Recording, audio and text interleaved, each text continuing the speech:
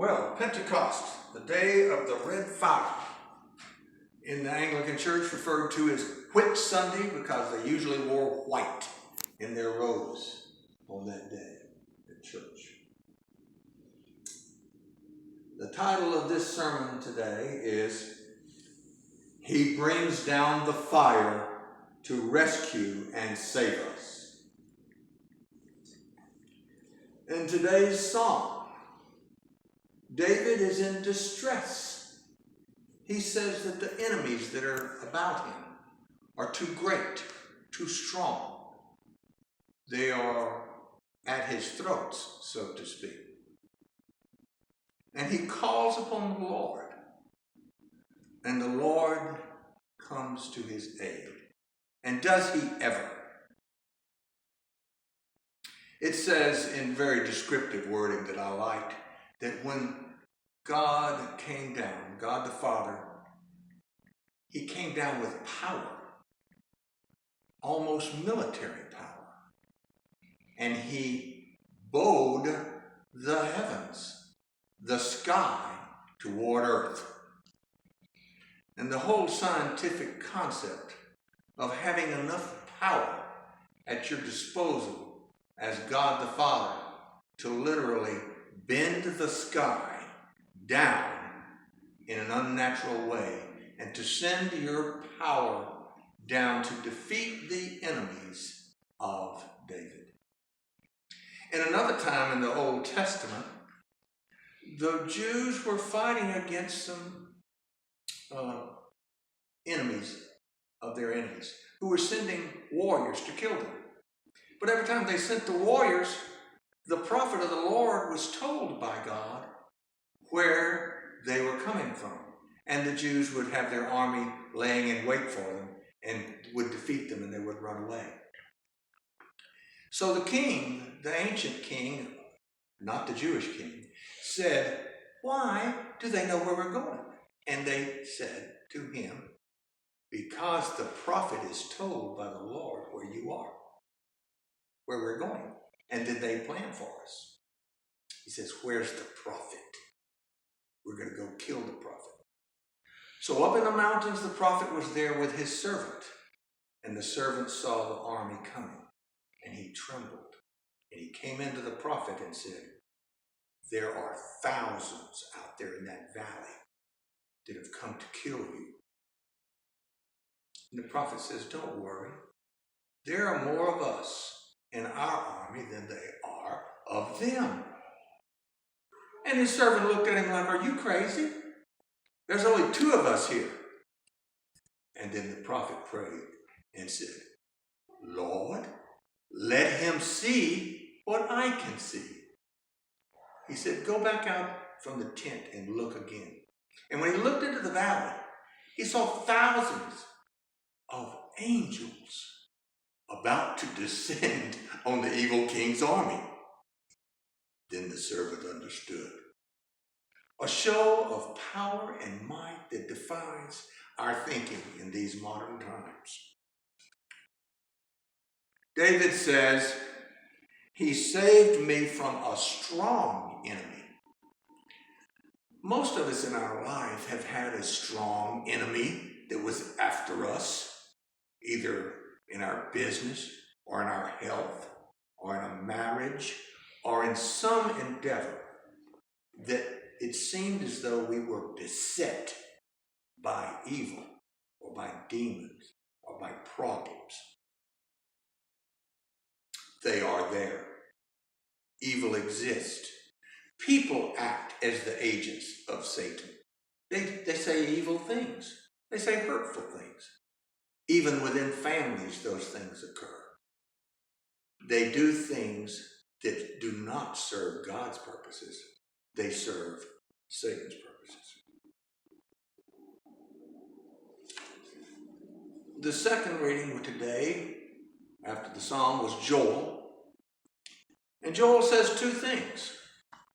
One, he says, when God comes again, he's going to come with fire, much like we heard in the psalm. He's going to come with power. And he says, he will save his followers, and he will condemn those that do not follow him. He says there will be a second coming. This is before Jesus even came the first time. Joel says there will come a time, which did occur at Pentecost, when the Spirit of the Lord was not going to be thrown out upon just the prophets and the priests. It was going to be put upon the lowly, democratic, common people. The sons and daughters would speak and prophesy as the prophets had. Even the slaves that were serving in the households would be able to speak the words of the Lord. A day was coming. And when the disciples received the flames of the Holy Spirit over their head and began to speak in other tongues so that other Jews throughout the world heard in their native languages, they said, the skeptics said, how can this be? These are common people. And the apostles explained, this is what the prophet Joel was saying, that the common fishermen like us will be able to proclaim the saving gospel of Jesus Christ. The lowly people will be able to see and feel Holy Spirit power. Then today in John, we have the story of the woman at the Samaritan well. And for the Jews, there was nobody lower than Samaritans. They had a syncretic version of the Jewish religion. They worshiped on the wrong mountain. They were despised. They were worse than nothing, so far as the Jews were concerned. They were hated more than any other minority group. They had their whole little area that they came through. Jews wouldn't even walk through their country unless they had to. But Jesus chose to take the shortcut to Jerusalem so that he could be at that well when that woman came at noon to draw water, after he'd sent his boys in town to get them something to eat. So he was waiting there. He was waiting for her. She was there at noon because she was despised. She was ashamed. She had been through 5 husbands, and the man that she lived with now wasn't even her husband. She was hiding out from the gossip of the other women that came in the cool of the morning to get the water. She didn't want to be there with them. Jesus knew she was coming. So he told her her life story. And she said, I perceive that you are a prophet. And he said, Father, he told her, I will give you water to drink that you will never thirst again. She said, give me that water. I don't want to have to come here at high noon anymore to draw this water. I don't want to thirst. He wasn't talking about that kind of water. He was talking about Holy Spirit water inside. She then says, oh, she had been raised in enough of a religious background to say, oh, you must be a prophet. And he said, I am. And when he said, I am, it meant that I am the Messiah. I am the Son of God that you are looking for. The big I am. When Moses was in front of the burning bush, and he said, but who shall I say that is sending me to Pharaoh, the president of the richest nation on earth? Who sent me? By whose authority do I come and ask for these people to be set free? Who shall I say? And God said from the burning bush, I am is my name. Before everything I was and I am. I am your Messiah, Jesus says, and I've come here to save you. You and all of the others, from Mesopotamia to Rome to the coast of the Mediterranean. Later on, after this event, Jesus tells his disciples, I'm going to send the Holy Spirit on you. I'm going to put a fire, a power, an ability in you that you don't have now.